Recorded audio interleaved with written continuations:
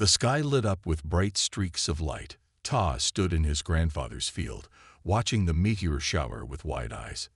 He was 19, tall and thin, with hands that were good at fixing things. The night was clear, and stars filled the sky above the small mountain village in South Korea. "Make a wish, Ta," his grandfather called from the porch of their small house. Ta smiled but did not close his eyes. He did not want to miss a single moment of the show in the sky. Then he saw it, a meteor that seemed bigger than the rest. It glowed blue instead of white, and it fell not far from where he stood. The ground shook when it hit. The sound was not as loud as Tai expected, more like a heavy door closing than an explosion.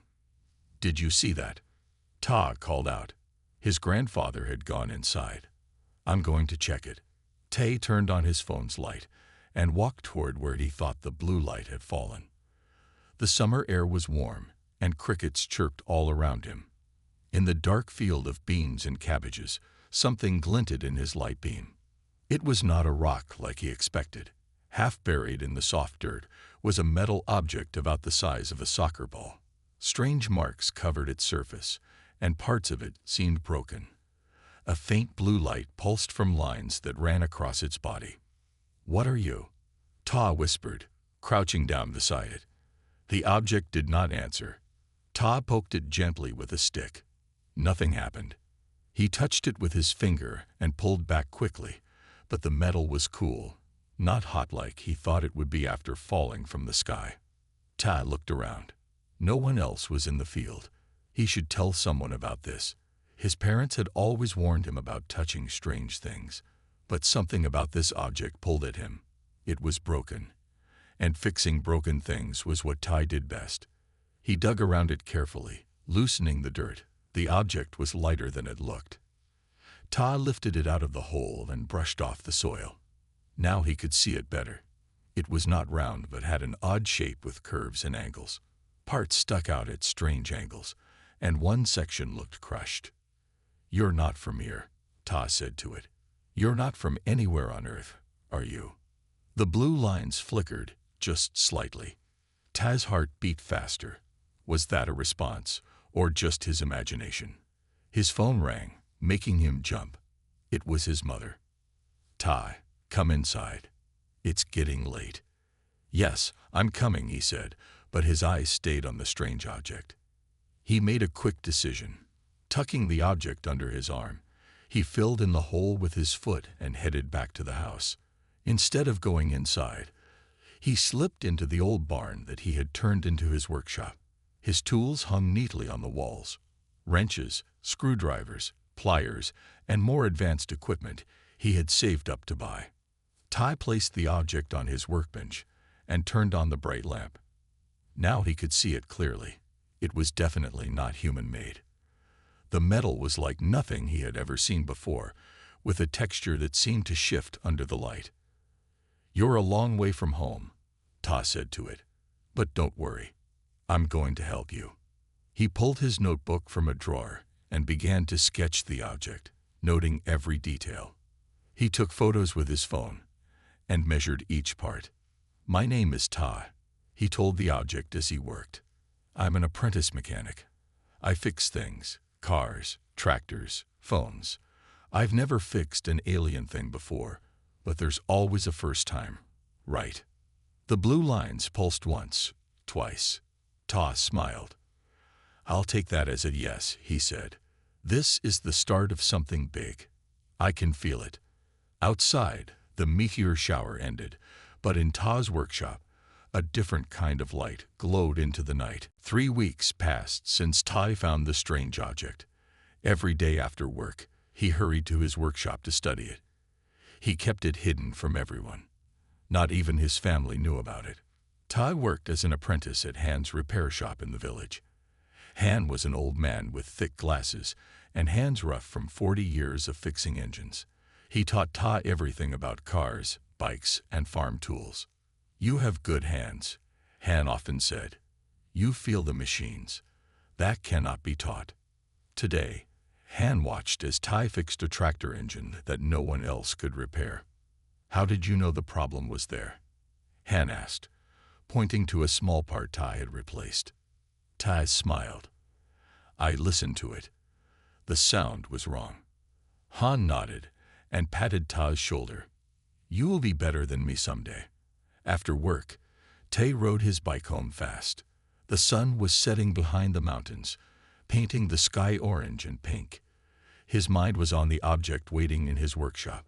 When he got home, he washed his hands, ate dinner quickly with his family, then went to the workshop. The object sat on his table, covered with a cloth. Tai locked the door and turned on his lamp. Hello again, he said, uncovering the object. I learned something new today that might help us. Ta had started talking to the object during his second day with it. At first, he felt silly, but then it seemed right. If the object was from space, maybe it needed to learn about Earth, about humans, about Ta. He set up his tools and a small camera to record his work. Then he carefully opened a panel he had discovered on the object's side. Look at this, he said, pointing to a broken wire-like part inside. This connects to the main power center, I think, but it's broken here and here. The object's blue lights flickered weakly. Don't worry, Ta said. I think I can fix this part. Ta had drawn maps of the object's insides. He had marked each part with numbers and notes. The technology was nothing like Earth machines. There were no regular wires or circuits. Instead, there were crystal-like structures and metal paths, thinner than human hair. Han taught me something about old radios today, Ta told the object as he worked. About how signals travel. I wonder if you send signals too. Are you trying to call home? Ta used tiny tools to connect the broken parts. His hands moved slowly, carefully. Hours passed. Outside, the village grew quiet as people went to sleep. My friend Jin thinks I should go to the big engineering school in Seoul, Ta said. He says I'm wasting my skills in this small village. What do you think? The blue lights pulsed once. Ta laughed. Was that a yes, or are you just blinking? He worked until midnight, then sat back and stretched his arms. That's all for today, he said. Let's see if it helped. Ta connected a small battery he had made specially for the object. The blue lights grew stronger. A soft humming sound came from inside. It worked, Ta said, excited. You have more power now. The object vibrated slightly. A new panel Ta hadn't seen before slid open a tiny bit. What's this? Ta whispered, leaning closer. Inside the new opening was something that looked like a small eye. It wasn't human-like, but Ta felt it was watching him. Can you see me? Ta asked. His heart beat fast. The eye part moved slightly, focusing on Ta's face. This is amazing, Ta said. You're not just a machine, are you? You're something more. The blue lights pulsed in a pattern. 1, 2, 3, pause. 1, 2, 3. Ta wrote this down in his notebook. I'll figure out what you're saying, he promised. I'll help you. And maybe you can help me too. That night, Ta dreamed of stars and distant worlds, and of a metal friend who came from the sky. 6 months passed. The seasons changed from summer to fall, then to winter. Snow covered the mountains around the village. Ta kept working on the strange object from space. Every night was the same. Ta would come home from Han's shop, eat dinner, then hurry to his workshop. His parents worried about him spending so much time alone. You should go out with friends, his mother said one evening. Jin called again. He wants you to see a movie in town. Maybe next week, Ta said. He had found a new part to fix in the object, and he couldn't wait to try. In his workshop, Ta had created a special table for the object. He had built tools that could work with the tiny, strange parts inside it. His notebook was now full of drawings and notes. Good evening, Ta said as he uncovered the object. It's cold outside, but warm in here. The object's blue lights pulsed in what Ta now recognized as a greeting pattern. He had started to understand some of the light signals, or at least he thought he did. Tonight was important. Ta had made a new power system based on what he had learned about the object. It had taken weeks to build. "This should help you get stronger," Ta told the object. "I used parts from old cell phones and some special metals I ordered online." Ta carefully connected his new system to the object. He held his breath and turned it on. At first, nothing happened. Ta felt disappointed. Then suddenly, the blue lights grew much brighter. The humming sound became louder. The object rose an inch off the table and hovered in the air. "It works," Ta shouted, then covered his mouth. He didn't want his family to hear. The object spun slowly in the air. Panels opened all around it that Ta had never seen before. Inside were more lights, more strange parts, and what looked like small tools. "You're fixing yourself," Ta whispered in wonder. "You just needed power." That night was a turning point. The object could now hover and move around the workshop. It followed Ta as he worked. The eye-like part watched everything he did. Ta talked more than ever. He explained human things to the object. "This is a phone," he would say, showing his cell phone. "Humans use it to talk to each other when they're far away." Or, "This is music," when he played songs while working. "It makes humans feel things." The object seemed interested in everything. It would hover close when Ta showed something new. Its lights would pulse in different patterns. One day in spring, Ta graduated from school. He wore a blue gown and hat. His family took many pictures. When he got home, he went straight to his workshop with his graduation cap. "Look what I got today," he told the object, showing the cap. "I finished school. Now I can apply to engineering college in Seoul." The object's lights pulsed fast. "Yes, it's exciting," Ta agreed. "But I'm also scared. Seoul is a big city. I'll miss this place. I'll miss Han's shop." Ta sat down and looked at the object. "I'll miss talking to you too. But don't worry, you're coming with me." That night, Ta had a special visitor. Han came to his workshop for the first time. "Your parents said I could find you here," Han said, looking around at all the tools and notes. "Teacher Han," Ta said, quickly covering the object with a cloth. "Why are you here?"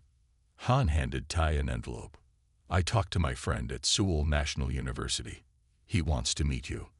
This is a letter about a special scholarship for talented students." Tae's hands shook as he took the envelope. "Really? But how?" "I sent him videos of your work at the shop," Han said. "Not everyone can feel machines like you do." After Han left, Ta uncovered the object. The blue lights pulsed in a question pattern. "Did you hear that?" Ta said, smiling wide. "We're going to Seoul, and you're going to help me become the best engineer in Korea." The object spun in a complete circle, its lights making patterns Ta had never seen before. It almost looked like it was celebrating. 3 years passed. Ta lived in Seoul now. His small apartment was on the 12th floor of a tall building near the university. The city lights shined through his window at night, replacing the stars he used to see in his village. Ta was 22 years old now. He studied engineering and was the top student in his class. His teachers were amazed by his understanding of machines. "Your ideas are very unusual," his professor told him once. "Where do you get them?" Ta just smiled. He could not tell anyone about his secret teacher, the object from space that lived in his apartment. Ta shared the apartment with Sung, another engineering student. Sung was friendly but confused by Ta's strange hobby. "Why do you talk to that piece of space junk?" Sung asked one day when he caught Ta explaining a movie to the hovering object. "It helps me think," Ta said. It was partly true. When Sung was not home, Ta and the object worked together. The object was very different now from when Ta first found it. It was fully repaired and could fly around the room easily. Its blue lights were bright and steady. New parts had grown from inside it, like small arms with tools at the ends. Ta noticed other changes too. The object seemed to respond to him in new ways. One rainy morning, Ta was late for class. He rushed around the apartment looking for his notebook. "Have you seen my blue notebook?" He asked the object without thinking. The object flew to Ta's desk and hovered over a pile of books. It shined a light down on the notebook hidden at the bottom. Ta stopped. "Did you just help me find it?" The object's lights pulsed once. Yes. This was new. The object had never responded directly to a question before. After that day, Ta paid closer attention. He noticed the object would turn to face him when he entered the room. It would move closer when he was sad, and spin happily when he was excited. It was almost like having a pet or a friend. "I think you're getting smarter," Ta told the object one night while they worked on a school project. "Or maybe I'm just noticing it more." The object hovered at eye level with Ta. Its lights pulsed in a pattern that seemed to say, "Both." Ta started a new notebook, recording all the object's behaviors. He made a chart of the light patterns and what they might mean.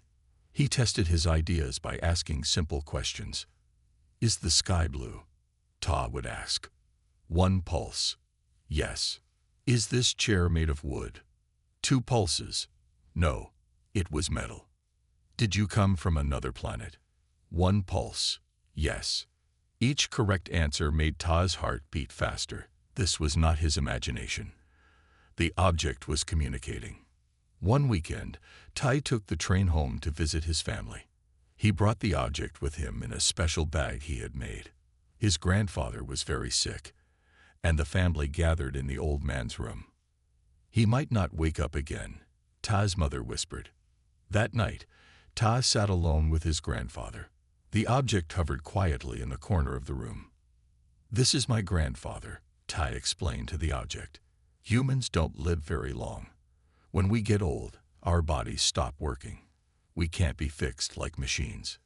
Tears ran down Ta's face. The object floated closer. Its bright blue lights dimmed slowly, like a candle going out. It hovered next to the old man's bed, then next to Ta, as if it was watching over them both. "Are you sad too?" Ta asked, surprised. One pulse. Yes. "I didn't know you could feel things," Ta said. The object's lights formed a new pattern, complex and beautiful. It looked almost like stars in the night sky.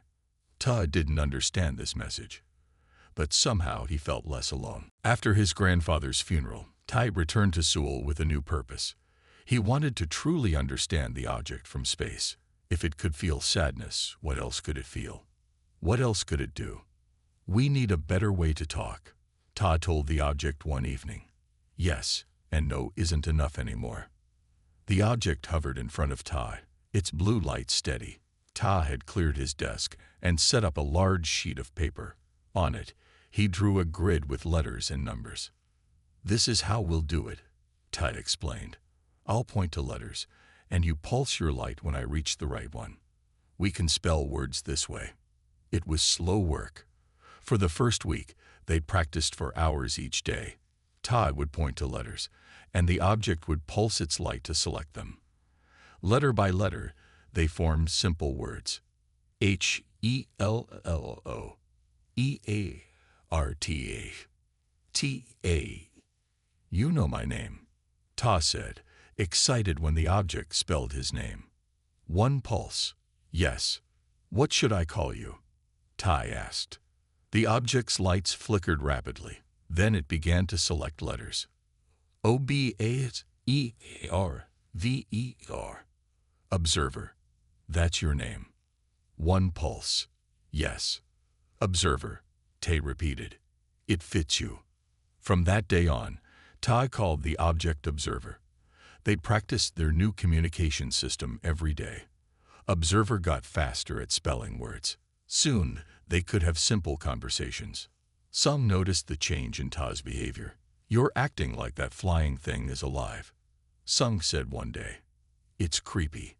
"Everyone has their weird hobbies," Ta replied with a smile. "Yours is collecting old comic books." Sung laughed. Fair point. When Sung went home for a weekend, Tai and Observer had the apartment to themselves. Ta set up a camera to record their conversation. This would be proof of what was happening. "Where are you from?" "Observer," Ta asked. Observer's lights pulsed as it spelled out. FARS TARS. Can you show me? Tai asked. Observer hovered for a moment, then flew to the wall. It projected a light onto the white surface. The light formed a pattern of dots connected by lines. Is this a map? Tai asked, amazed. One pulse, yes.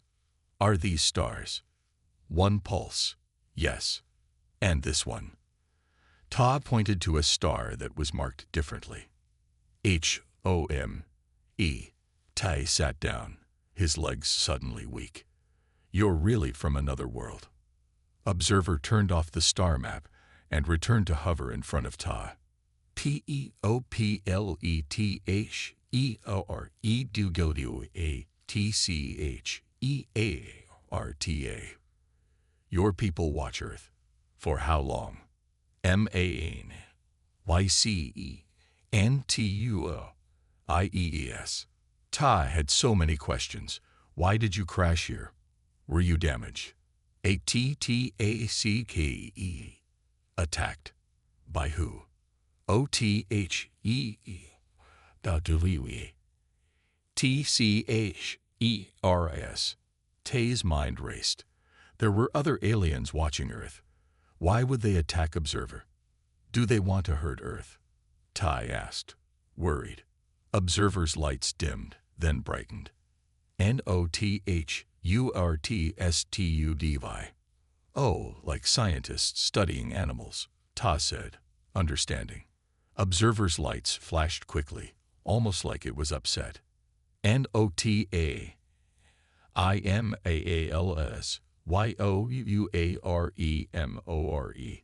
Tai smiled. Thank you for saying that.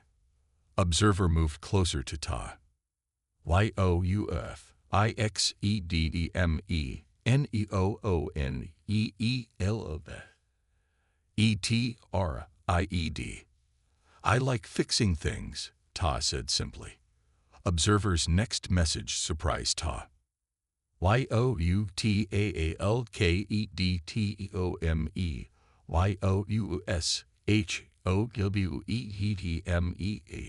YOUSHOWETMEH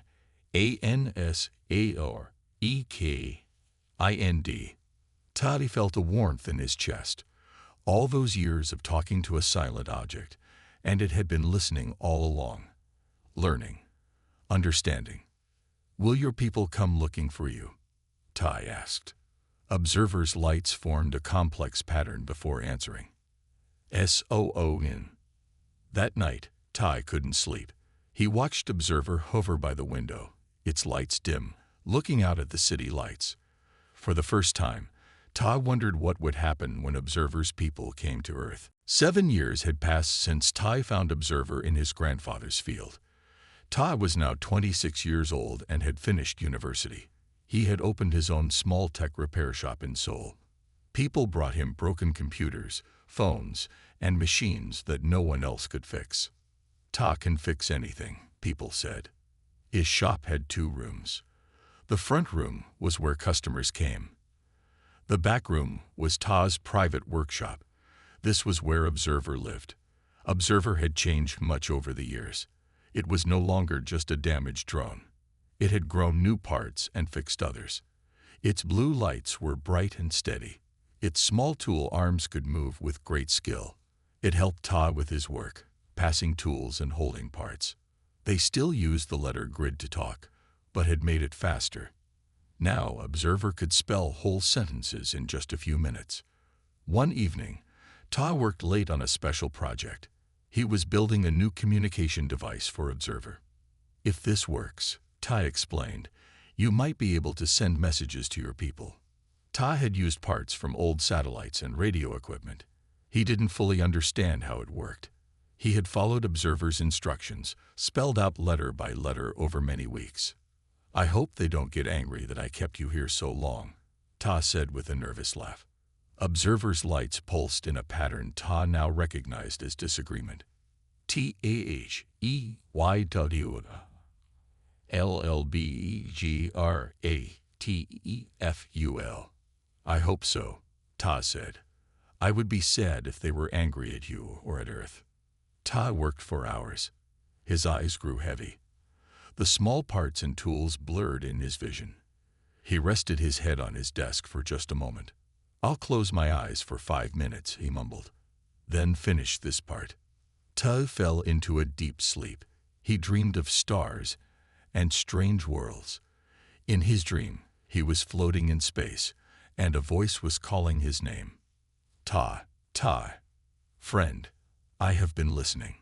The voice was strange, like metal and music mixed together. It wasn't human, but it wasn't scary either. "Ta, wake up. I want to show you something." Tai opened his eyes slowly. The room was dark except for a bright blue light. Observer was hovering in front of his face, much closer than usual. "You had a good sleep, Ta," said the voice from his dream. Tai jumped back in his chair. The voice was real. It was coming from Observer. You can talk," Ta gasped. "Yes," said Observer. Its voice was clear but had a strange echo, like it was speaking from inside a metal can. "I have been learning your language for 7 years." Tai couldn't believe what was happening. His hands shook. "Why didn't you speak before?" Observer floated back a little. Its blue lights pulsed softly. "My voice system was damaged in the crash. It took time to repair. And I needed to learn how humans speak. You taught me. I taught you. How? By talking to me every day. By explaining things. By being patient." Observer moved around the room, its voice growing stronger. "You are the first human I have spoken to, Ta." Ta stood up, his tiredness gone. "This is amazing. Wait until people hear this." Observer's lights flashed in warning. "No, Ta. Others must not know yet. It is not time." "Not time. What do you mean?" Observer floated to the window and looked out at the night sky. "My people are coming, Ta. But they do not understand humans as I do now. They think you are primitive. Dangerous." Tai felt a chill. "Are we in danger?"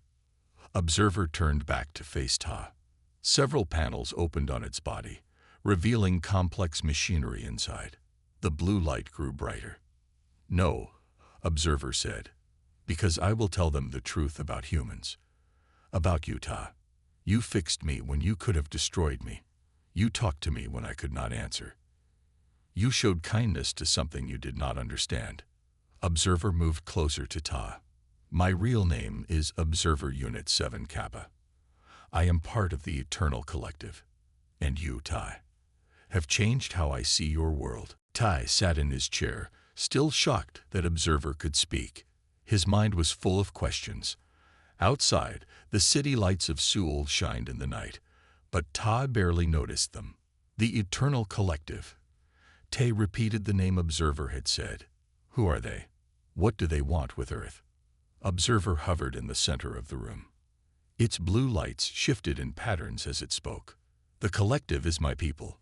We are watchers and learners. We study all life in this part of the galaxy." "Like scientists?" Tai asked. "Yes, but more. We collect knowledge and keep it forever. That is why we are called eternal." Observer's voice became smoother as it continued to talk, as if it was getting better at using it. "And you crashed here while studying us." Observer moved closer to Ta. "Yes, I was damaged during a data collection mission. My ship was hit by space debris and broke apart. Only my core unit, what you see now, survived. I fell to Earth with no power and many broken parts." "But why didn't your people come looking for you?" Tai asked. "They thought I was destroyed. The crash damaged my signal beacon. I could not call for help." Observer's lights dimmed slightly. "Until now." Ta looked at the communication device on his desk, the one he had been building with Observer's instructions. "This isn't just to send a message, is it?" Tai asked. "It's a beacon to call them here." "Yes," Observer admitted. "The device is almost ready. When activated, it will send my location to the collective." Tai felt worried. "And then what happens?" Observer was silent for a moment. Its lights pulsed slowly. "The collective will send a ship. They will collect me and all the data I have gathered about Earth." "Will they?" Take other things too. Other people. Ta's voice shook a little. No, Ta. The collective does not interfere directly. We only observe and learn. Ta wasn't sure if he felt better or worse, so they'll just watch us, like animals in a zoo. Observer's lights flashed quickly. That is the problem, Ta. That is what I must change. The drone moved around the room, its voice growing stronger with emotion. For centuries, the collective has watched your planet. They have seen your wars, your pollution, your confusion. They believe humans are primitive and dangerous, not ready for contact. Maybe they're right, Ta said quietly. No. Observer moved directly in front of Ta's face. They are wrong. I know this because of you, Ta. Observer played a recording of Ta's voice from years ago. My name is Ta. I fix things. Cars, tractors, phones. I've never fixed an alien thing before, but there's always a first time. Right. Ta smiled, remembering the day he found Observer. When I crashed, I was damaged beyond repair. No human technology should have been able to fix me, but you did not give up. You talked to me, learned about me, and found ways to help me heal. Observer showed Ta images on its surface, recordings of Ta working, explaining things, bringing the drone to family dinners, to his graduation, to his first day at his shop. The collective believes humans are violent and selfish, but you showed kindness to something unknown. You spent years helping me when I could give you nothing in return. Ta felt his eyes grow wet with tears. I just like fixing things. No, Ta. You like helping. There is a difference. Observer's voice became gentle. Humans have much to learn, it is true. But the collective has much to learn from humans too, about kindness, creativity, and hope. Observer floated to the window and looked out at the city. My mission was to observe Earth. Instead, Earth, you changed me. Observer turned back to Ta. Now I must change how the collective sees humanity, before they arrive. How long do we have? Ta asked. 3 days, Observer replied. We must prepare. There is much you need to know about the stars. Ta closed his shop for the next 3 days. He put a sign on the door that said, "Closed for family emergency." In a way, it was true. What could be more important than preparing for the arrival of an alien ship? Observer spent hours teaching Ta about the eternal collective. It projected images onto the wall of Ta's workshop, showing strange ships and beings made of light and metal. The collective is not like humans, Observer explained. They do not have bodies like yours. They exist as energy and information, stored in advanced machines. Like you? Ta asked. I am just a simple unit. They are much more complex, Observer replied. Its voice had become smoother, more natural sounding. They have lived for thousands of your years, watching many worlds. Ta tried to understand. If they're so advanced, why do they think humans are primitive? Observer's lights dimmed. They judge based on technology and unity. Humans fight each other. You damage your planet. You are divided. That's true, Ta admitted. We have many problems.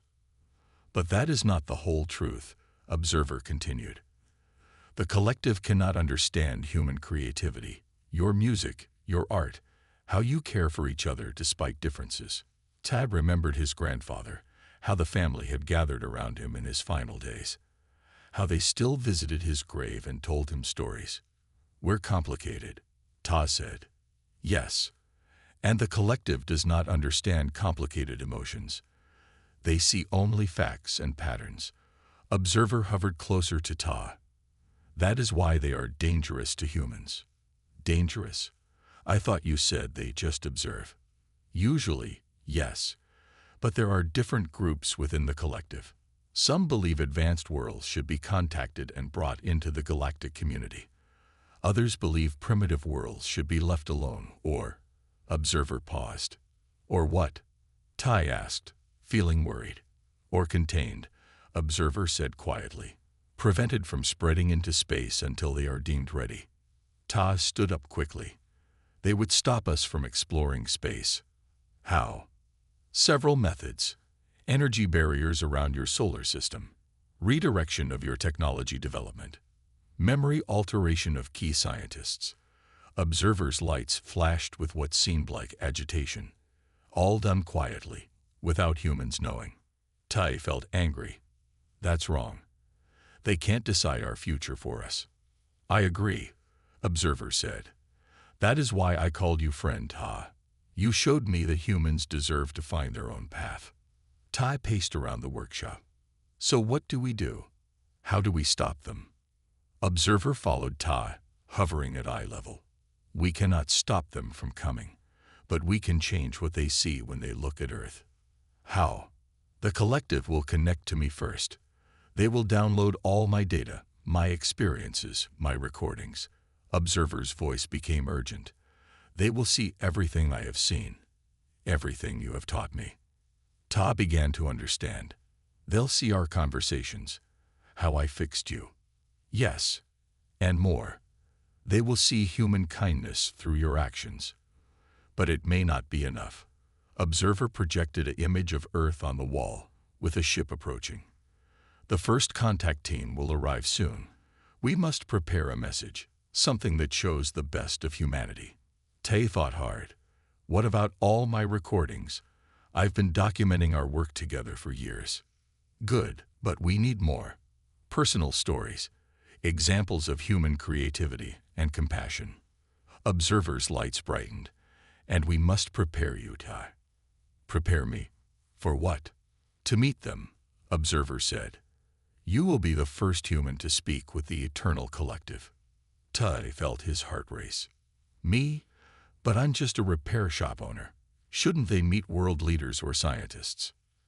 They will see those humans eventually. But you, Tai, are special. You fixed something you did not understand. You showed kindness to a stranger from the stars. Observer's voice became gentle. If they can understand you, they might understand humanity. Tai sat down, feeling the weight of responsibility. What if I say the wrong thing? Speak from your heart, Observer said, as you always have to me. On the third day, Tai and Observer climbed to the top of a small mountain outside Seoul. It was the same mountain range where Ta's village was located, though they were far from his grandfather's old field. Ta had driven them there in his small truck, with Observer hidden in a box. The night was clear and cool. Stars filled the sky above them. Ta wore a warm jacket and carried a backpack with food and water. Observer floated beside him, its blue lights bright against the darkness. This is a good place, Observer said, far from city lights. Clear view of the sky. Ta nodded and set down his backpack. What happens now? Now we send the message. Observer hovered over a flat rock. Place the communication device here. Tay took out the device they had built together. It looked simple, just a small metal box with a few lights and buttons, but inside were parts that no human had ever made before. Observer had guided Taz's hands to build something new. Once we activate it, how long until they arrive? Tai asked. They are already near, Observer said. Watching. The signal will tell them exactly where to find us. Tai placed the device on the rock. His hands shook slightly. I'm nervous, he admitted. That is normal, Observer said. Its voice had become warm and understanding over the past 3 days. But remember why we are here. To show the truth about humanity. Tay took a deep breath. The truth is we're not perfect. We make mistakes. We hurt each other and our world. Yes, Observer agreed. But you also create beauty. You help each other. You fixed me when I was broken, with no reason except kindness. Observer projected images into the air between them, recordings from the 7 years they had spent together. Tai as a young man, carefully working on Observer's broken parts. Tad explaining music, showing pictures of his family, bringing Observer to see the ocean for the first time. Ta fixing other people's broken things in his shop, often charging less than he should when they couldn't afford repairs. This is the message we will send, Observer said. Not that humans are perfect, but that they try to be better. Ta smiled. That's a good message. Observer floated closer. Are you ready? Ta nodded. Yes. Together, they pressed the activation button on the device. It hummed to life, lights blinking in patterns similar to Observer's own lights. A beam of blue energy shot up into the night sky. For several minutes, nothing happened. Then, a star in the sky began to move. It grew larger and brighter. Soon, it was clear this was not a star at all, but a ship descending toward them. The ship was beautiful, like flowing silver and light, with no hard edges or seams. It made no sound as it hovered above the mountain. It was smaller than Tai had expected, about the size of a bus. They are here, Observer said. Its lights pulsed rapidly. They are connecting to me now. Observer rose higher into the air, meeting the ship halfway. A beam of light connected them. Todd watched, his heart racing. What's happening? He called up. They are downloading my data. All my memories of you, of Earth. Observer's voice came from all around now, as if carried by the air itself. They are surprised, Ta. No observer has ever formed a friendship with the beings they study. The ship pulsed with new colors. Gold, green, purple. The beam of light widened. They want to speak with you now, Observer said. Are you ready? Ta straightened his back and looked up at the ship. He thought about his grandfather, about Han who taught him to fix engines, about his family and friends. He thought about all humans with their flaws and hopes. I'm ready, Ta said. A circle of light appeared around Ta. He felt warm and strangely light, as if gravity had weakened. A voice spoke, not one voice but many, blended together like music. It sounded both ancient and new. Ta, friend of Observer Unit 7 Kappa, we greet you. We have much to discuss. Ta smiled and began to talk, just as he had talked to Observer all those years. Simple words from his heart, connecting two worlds.